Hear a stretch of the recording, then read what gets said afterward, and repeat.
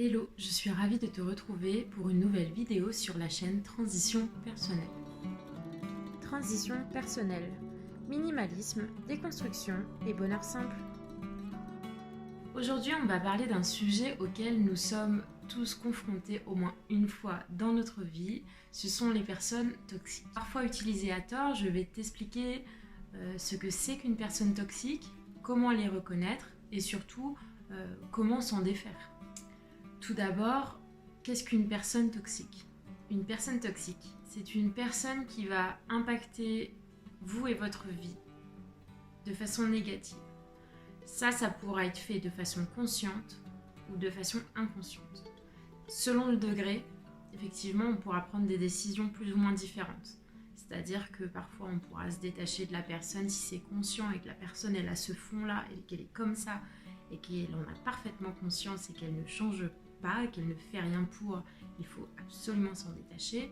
Si la personne n'en est pas consciente et que personne ne lui a dit, ne lui a expliqué, à ce moment-là, on peut être un peu plus tolérant et tout simplement lui expliquer les choses et peut-être juste se détacher un petit peu si elle ne change pas totalement, ou alors peut-être que ça fera évoluer cette personne. L'importance de se détacher de ces personnes est qu'à plus ou moins long terme, vous allez faire des dépressions, vous allez être mal dans votre vie, vous allez perdre confiance en vous, enfin beaucoup d'émotions que vous allez ressentir pour vous et qui ne sont pas de votre ressort de base. C'est quelqu'un qui vous donne cette image et malheureusement vous ne pouvez pas continuer sur le long terme avec une personne qui vous renvoie ça. C'est pas possible en fait. Et ça, c'est surtout pour ces personnes qui en ont conscience et qui vous détruisent parce qu'elles se sentent peut-être vivantes, etc. On va d'ailleurs voir tout de suite les différents profils de personnes. Il est important de prendre conscience de cette personne, soit de lui faire prendre conscience si elle n'en a pas conscience, ou vous de prendre conscience que cette personne est profondément peut-être méchante, qu'elle vous rabaisse, qu'elle vous fait perdre confiance en vous avant que le mal ne soit fait. Je vais maintenant te citer différents profils de personnes. Il est possible que tu reconnaisses certaines personnalités dans ce que je vais te dire, c'est tout à fait normal, puisque comme je te disais, on est confrontés tous plus ou moins, au moins une fois dans notre vie, à une personne toxique. Voilà, le tout après va être peut-être de mener ton cheminement et de savoir quoi faire avec cette personne qui peut-être te gâche la vie. Donc voilà, encore une fois, ces conseils ne s'appliquent pas forcément à tout le monde, chaque relation est différente. Moi, c'est juste des éléments, des petites clés que je te donne. Ce n'est pas forcément appliqué à 100% à ta vie, seul toi peux décider de ce que tu as envie de faire de ces éléments. Première personnalité, les personnes qui critiquent et rabaissent. Si elles ne vous critiquent pas vous, elles vont critiquer leurs parents, elles vont critiquer leurs collègues, elles vont critiquer leurs voisins, elles vont critiquer tout et n'importe quoi. Rien ni personne n'est assez bien pour eux.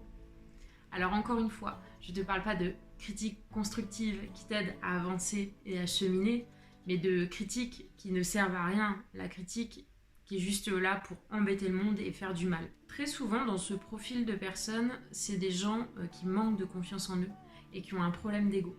Et donc, en fait, ils cherchent absolument à critiquer et rabaisser tout le monde. C'est comme ça. Malheureusement, c'est difficile de défaire ces habitudes-là et de leur faire défaire ces habitudes. Enfin, pour moi, ça fait tellement de dégâts qu'il est important, pour le coup, de se détacher de ce genre de personnes. Deuxième type de personnes, ces personnes qui absorbent votre temps et votre énergie. Très souvent, ces personnes sont dans le cadre familial ou amical. Cette personne va souvent vous monopoliser au téléphone ou même des après-midi entières. Elle va vraiment prendre du temps et sans même savoir si vous en avez envie et si vous avez surtout du temps à lui consacrer. Cette personne risque aussi de vous demander énormément de conseils sans même savoir si ça vous dérange et d'autant plus sans même vous demander si vous allez bien. Alors comme je dis tout le temps, l'empathie, oui. L'empathie, c'est une grande qualité, il en faut. Mais si ça se reproduit trop souvent, honnêtement, il n'y a plus d'empathie, il n'y a plus de lien, il n'y a plus d'échange. Auquel cas, c'est une relation à sens unique et ça en devient une relation toxique pour le coup. Donc si vous avez la sensation que votre relation vous coûte plus qu'elle ne vous apporte, il est grand temps de la remettre en question parce que vous ne pouvez pas rester dans ce schéma. Troisième point, les personnes qui manquent d'empathie et surtout de compassion. Vous avez différents degrés d'empathie. Vous avez des gens très empathiques et d'autres qui le sont beaucoup moins. Après ça c'est dans une nature, c'est dans le caractère. Mais vous avez des gens qui ne le sont pas du tout. Très souvent, dans ce type de relation, c'est des personnes qui vont ramener tout à eux, qui ne vous écouteront pas. Un peu comme la précédente, mais je dirais vraiment, on sent qu'il y a un mur entre la personne et nous. C'est-à-dire que si vous voulez vous confier à elle, elle ne vous écoutera strictement pas, pour le coup. Puisqu'elle n'est pas apte à ça, elle n'est pas empathique et elle saura vous faire comprendre qu'elle n'en a rien à faire. Comme dans le précédent point, là aussi nous sommes dans une relation à sens unique et à mon goût, il est grand temps de mettre les voiles et d'éviter ce genre de personne qui va aussi vous prendre beaucoup d'énergie et finalement en échange vous n'aurez rien, mais strictement rien. Alors encore une fois, je suis pas pour le fait de dire qu'on fait quelque chose pour avoir en retour, non ça je suis d'accord, mais si c'est une relation amicale ou peu importe, même familiale, il est quand même important d'avoir une interaction et un échange avec la personne et pas que ce soit vous qui donniez tout, 100% et la personne 0. Ça marche pas et encore une fois, vous pouvez pas créer des relations saines comme ça, c'est impossible. Quatrième type de personnalité, le ou la caractérielle. Vous savez, cette personne qui s'enflamme pour un rien, la moindre contrariété la fait sortir de ses gonds. Encore une fois, avec ce genre de personne, on joue l'indifférence. C'est-à-dire qu'on ne rentre pas dans le jeu, on ne lui dit pas calme-toi, on ne lui dit pas quoi que ce soit. On joue l'indifférence. Vous ne l'entendez pas, vous vous mettez dans votre bulle, vous vous protégez. Mais voilà, pas forcément nécessaire de couper les ponts avec ce type de personnalité, sauf si vraiment ça vous bouffe la vie, je dirais. Je dirais juste adapter votre comportement. Donc voilà, l'indifférence, c'est le meilleur moyen face à ce type de personnalité. Cinquième trait de personnalité, je dirais la personne manipulatrice, vous savez, malsaine, qui veut absolument avoir le contrôle sur votre vie. Ce genre de personne cherche à absolument avoir le pouvoir, à avoir la main sur vous, pour justement se sentir valorisé et obtenir ce qu'il veut de vous. Pour cela, il n'hésitera pas à vous culpabiliser, à vous rabaisser, à vous faire perdre toute confiance en vous. Un conseil, montrez-lui que vous avez vu clair dans son jeu, parce que ce genre de relation détruit. Autre point, autre personnalité, les personnes négatives. Quand je dis les personnes négatives, c'est négatif matin, midi, soir. Encore une fois, on ne peut pas toujours être positif et c'est ce que j'explique tout le temps. Ça, c'est quelque chose qu'il faut se mettre en tête. On ne peut pas être tout le temps positif. Ça, on est rentré sur une nouvelle lubie des gens de vouloir toujours être positif, toujours être au max, etc.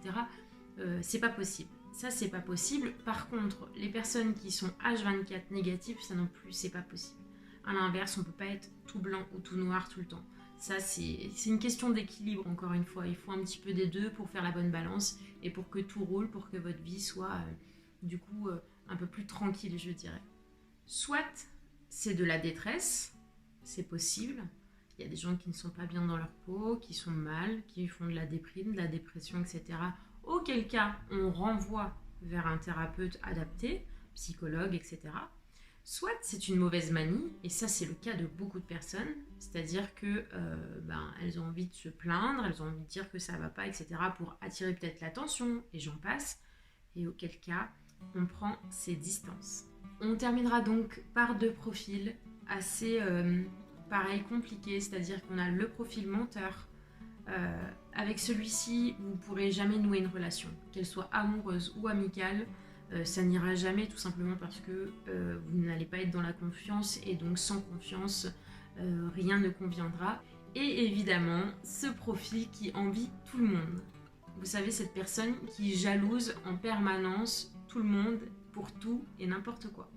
Encore une fois, il faut faire la part des choses. Je ne parle pas de petites jalousies de temps à autre. Non, je te parle vraiment de ce profil qui va être capable de jalouser tout et n'importe quoi, que ce soit la réussite, que ce soit un achat, que ce soit un comportement, que ce soit une personne. Et ça, c'est pareil. Si la personne n'en a pas conscience, on peut lui dire pour qu'elle corrige ça. Si la personne en a conscience, malheureusement, vous ne pourrez rien faire en fait face à ce type de personnalité. Passons maintenant à la partie conseil. Je vais te dire comment te détacher de ces personnes. Je vais peut-être te donner des petites clés, des petites astuces pour passer au-delà de cette barrière de l'affection, du fait qu'on est peut-être attaché à la personne, qu'on a partagé des moments, peut-être que c'est notre conjoint ou notre conjointe, et auquel cas on a un lieu de vie commun, on a des enfants, etc. Mais je vais te donner moi mes conseils pour te détacher de ce type de personnalité. Le premier conseil va être d'en prendre conscience. Parce que je parle beaucoup dans la vidéo de faire prendre conscience, mais soi-même, il n'est pas forcément facile de prendre conscience des choses, de se rendre compte qu'on est avec une personne manipulatrice, que ce soit en amitié, en amour, dans la famille, etc. En tout cas, qu'on est entouré de cette personne. C'est pas forcément facile de le comprendre, de l'accepter et surtout d'enclencher les choses. Toi seul peut savoir vraiment ce que ça te fait sur ta vie, si ça te fait du mal ou non. Encore une fois, cette vidéo n'a pas pour but de te dire c'est bien, c'est mal, telle personne, c'est mieux si tu fais ça ou si tu ne fais pas ça.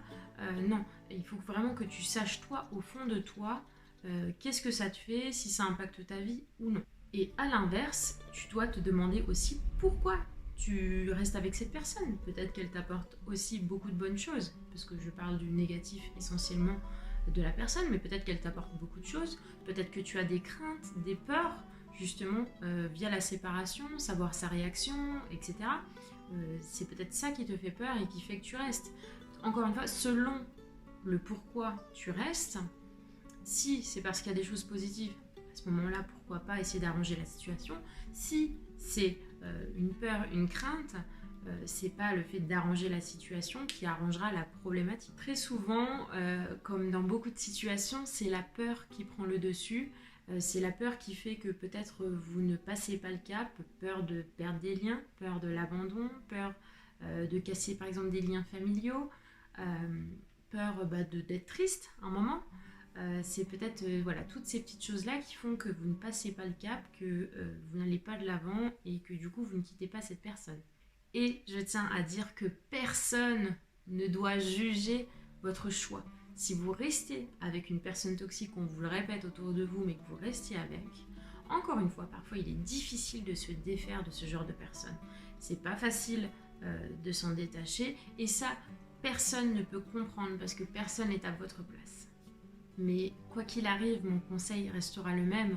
Le minimum va être de prendre des distances avec la personne et dans le pire des cas, entre guillemets, en tout cas dans le plus compliqué à faire, c'est de se séparer de cette personne, de plus lui parler et de couper les liens. Tu peux également te faire accompagner par des thérapeutes. Les thérapeutes sont là pour ça, que ce soit des psychologues, que ce soit des coachs, coachs de vie, coachs de couple. Il y a des gens qui sont là pour te faire comprendre les choses, peut-être te faire avancer, te donner des clés, des outils. Il est parfois aussi pas facile de passer le cap tout seul. Donc je t'encourage aussi à être entouré des bonnes personnes, entouré des personnes qui te font du bien, entouré des personnes qui pourraient t'aider à te faire passer ce cap et surtout te soutenir durant cette période qui n'est pas forcément facile. J'espère que cette vidéo t'aura plu. Moi, ça a été un régal de la tourner, bien que j'ai encore beaucoup de choses à dire, que j'ai l'impression que j'ai encore beaucoup de choses à dire. Je dois me limiter dans le temps pour la vidéo, mais n'hésite pas à venir en commentaire échanger avec moi, me dire si toi aussi tu as connu des personnes toxiques, s'il y a des choses qui te sont arrivées, si tu es encore dedans, si tu as besoin d'échanger avec quelqu'un. N'hésite pas à venir en commentaire, c'est avec grand plaisir que je te répondrai. Et je te dis donc à très vite pour une nouvelle vidéo.